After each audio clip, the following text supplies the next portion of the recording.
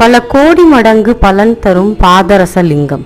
கோடிக்கணக்கான சிவலிங்கங்களை பூஜித்தால் கிடைக்கும் பலன்களை விட பாதரசலிங்கத்தை பூஜிப்பதன் மூலம் பல மடங்கு பலன்களை எளிதில் பெற முடியும் என்கின்றன சாஸ்திர புராணங்கள். பிரம்ம புராணத்தின் கருத்துப்படி மனதிலுள்ள ஆசைகளை எல்லாம் பூர்த்தி செய்யும் பாதரசலிங்கத்தை பூஜிக்கும் மனிதன் தன்யனாகிறான். யார் வேண்டுமானாலும் பாதரசலிங்கத்தை பூஜித்து எல்லா பௌதீக சுகங்களையும் அனுபவித்து பரமபதத்தை அடைய முடியும். பிரம்மவைவர்த்த புராணம் சொல்லுவது என்னவென்றால், பாதரசலிங்கத்தை விதிப்படியும் முறைப்படியும் ஒரே ஒரு முறை பூஜித்தவர்கள் கூட சூரிய சந்திரர்கள் இருக்கும் வரை அளவில்லா சுகத்தை பெற முடியும். சிவநிர்ணய ரத்னாகரம் என்ற நூலின் கருத்துப்படி, கல்லாலான சிவலிங்கத்தை பூஜிப்பதை விட கோடி மடங்கு நற்பலன் தங்கம் வெய்யப்பட்ட சிவலிங்கத்தை பூஜித்தால் கிடைக்கும். அதைவிட பன்மடங்கு பலன் ரத்தினங்கள் பதித்த லிங்கத்தை பூஜித்தால் கிடைக்கும். ஆனால் அதைவிட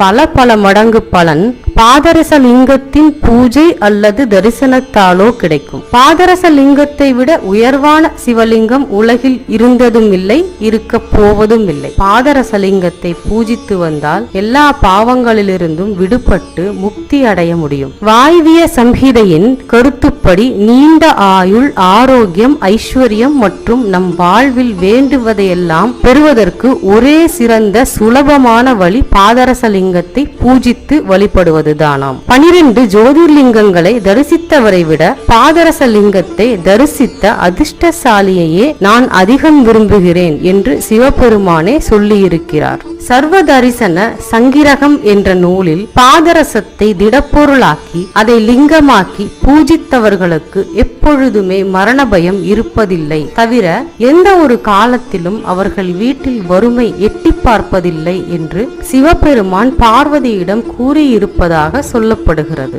ரசர்ணவ தந்திரம் என்ற நூலின் கருத்துப்படி, எந்த ஒரு மனிதனும் ஒரே ஒரு முறை பாதரசலிங்கத்தை பூஜித்து விட்டாலே போதும், அவனுக்கு வாழ்க்கையில் அறம், பொருள், இன்பம், வீடு என்ற சித்திகள் கிடைத்து விடுகின்றன. பிரசித்தி பெற்ற 1000 லிங்கங்களை பூஜிப்பதால் கிடைக்கும் பலனை விட கோடி மடங்கு நற்பலன் பாதரசலிங்கத்தை பூஜிப்பதால் கிடைக்கிறது. ரச உச்சயம் என்ற நூலில் பாதரசலிங்கத்தை தொடர்ந்து ஆராதித்து வருவதால் எல்லாவித நோய்களிலிருந்தும் விடுதலை கிடைக்கிறது. வயதான காலத்தில் மனிதனை நோயின்றி வைத்துக் கொள்வதற்கு வேறெந்த தரகரத்திற்கோ உலோகத்திற்கோ சக்தி இல்லை. ஏனெனில் அவை எல்லாம் தண்ணீரில் கரைந்து போகக்கூடியவை, வெப்பத்தால் காய்ந்து போகக்கூடியவை. ஆனால் பாதரசம் ஒன்றுதான் எதனாலும் பாதிக்கப்படுவதில்லை. பாதரசத்தை விசேஷ செயல்பாடுகள் மூலம் திடப்பதார்த்தம் ஆக்குவதால் அது அமிர்தமாகி விடுகிறது. அப்படி திடப்படுத்தப்பட்ட பாதரசத்தில் சிவலிங்கத்தை உருவாக்கி அந்த லிங்கத்தை வழிபடும் பக்தர்களுக்கு கல்வி, அறிவு, செல்வம், சொத்து, சுகம், அமைதி, செழிப்பு, ஐஸ்வர்யம், மக்களன்பு முதலிய எல்லா பலன்களும் தானாகவே வந்தடைகின்றன. பாதரசம் நோய்களை அகற்றி புத்துயிரும் புது இளமையும் கொடுக்கிறது. அத்தோடு அஷ்ட சித்திகளையும் நவநிதிகளையும் அழிக்கிறது. சாதாரணமாக பாதரசத்தில் அழுத்தங்கள் நிறைய இருக்கும்.